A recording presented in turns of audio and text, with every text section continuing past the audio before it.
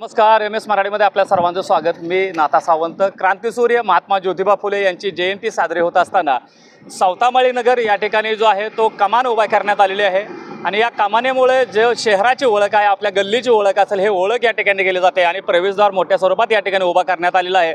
आणि क्रांतीसूर्य महात्मा ज्योतिबा फुले यांना जयंतीच्या निमित्तानं एम एस मराठीकडून विनम्र असं अभिवादन केलं जाते।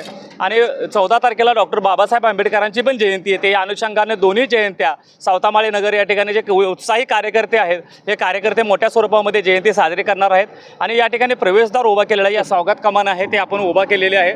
याला किती खर्च आला आणि कधी उभा करण्यात आलेले होते? हे 11 एप्रिलचं औचित्य साधून 14 एप्रिलच्या गुरुशिष्य जयंतीनिमित्त औचित्य साधून ही कमान उभा करण्यात आली आहे। व आपल्या सगळ्या वस्तीची सगळ्यांची एक ओळख राहावी व भरपूर वर्षे म्हणजे सगळ्या वस्तीला आपल्या नाळे वस्ती महात्मा फुले म्हणजे सगळ्या लाडोळे परिवार ओळखते, त्यामुळं कमान ओळख राहावं म्हणून कमान बसवण्यात आली आहे। ज्योतिबा फुले प्रवेशद्वार करण्यात आले। महात्मा फुले प्रवेशद्वार कमान मध्ये नाव देण्यात आलं आहे। आजपासून त्याची सुरुवात केलेली आहे, उद्घाटन करण्यात आलं। उद्घाटन आजपासून केलेलं आहे। दादा काय सांगतील एकदम, तर आज जे कमान आहे ते कमान आपण प्रवेशद्वार आहे ते आपण उभा करण्यात आलेलं आहे, श्रेय कोणाचं आहे? त्या सगळ्यांनी मिळून केलेले श्रेय सर्व समण्याचं श्रेय आहे। म्हणजे सर्वांच्या सहकार्याने, सर्वांच्या जेवढ्या सार्वजनिक धर्म असतील, आपले सर्व बंधुत्व जेवढे काय आपल्या वस्तीवरचे लोक आहेत, त्या लोकांचा समजा सहकार्याने ही कमान उभा करण्यात आलेली। एक ओळख कुठेतरी असावी, एक ओळख आपली कुठेतरी राहावी म्हणून हे केलेलं आहे। सर्व धर्म समभाव म्हणून सगळ्यांनी मिळून सर्वांच्या सहकार्याने मिळून महात्मा ज्योतिराव फुले यांच्या जयंतीनिमित्त सावतामाळी प्रवेशद्वार चालू करण्यात आलेला आहे। साधारण काय कल्पना होती का शहर मोठं झालंय, गाव शहर मोठं झालं, बायपासने लोक चुकायला लागली म्हणून सगळ्याची एक ओळख म्हणून सगळ्याच्या साह्याने म्हणून सगळ्यांनी मदत केलेली आहे।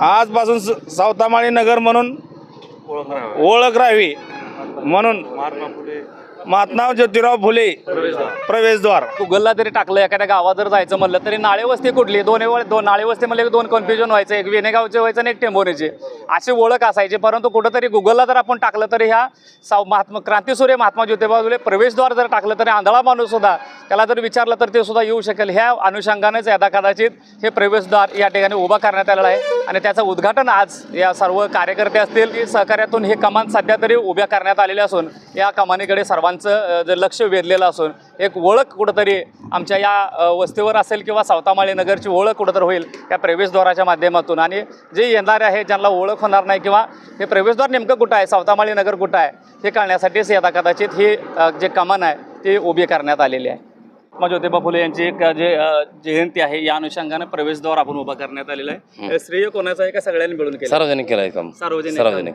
एक ओळख कुठेतरी असावी म्हणून नाही हे सगळ्यांनी काम केलं, कोणी एका व्यक्तीने काम केलेलं नाही, सर्वांनी मिळून केलं, सर्वांची सहमती आहे, सगळ्याच्या सहकार्यानं सगळ्याच्या संमतीने केलं आहे। बरं, या कमानीला साधारण खर्च किती आला सर?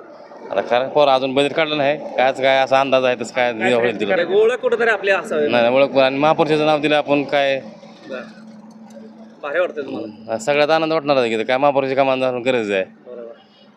खरं तर अशा कमानी खरं तर होण्याची गरज आहे। कुठंतरी ओळख आपली या ठिकाणी राहते।